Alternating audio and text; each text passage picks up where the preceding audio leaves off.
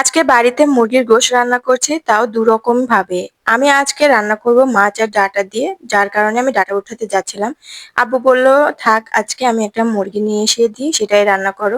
তো এদিকে আব্বু মুরগি নিয়েও চলে আসছে। তো প্রথমে আমি রসুন, পেঁয়াজ, আদা ছিলে নিলাম।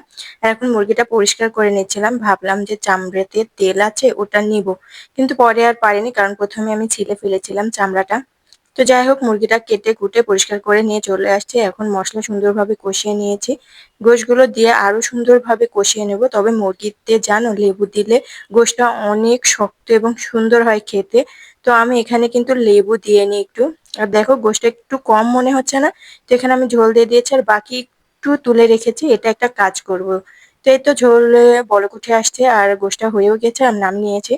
তো দেখো, ওই যে অল্প একটু গোশ উঠাইছিলাম, সেটা হচ্ছে ভাজা ভাজা করে নিয়েছি, যেটা আমি সবসময় করি, শ্বশুর বাড়িতেও করি আর এখানেও করেছি। আর এতেও বাকিটা একটু ঝোল করেছি।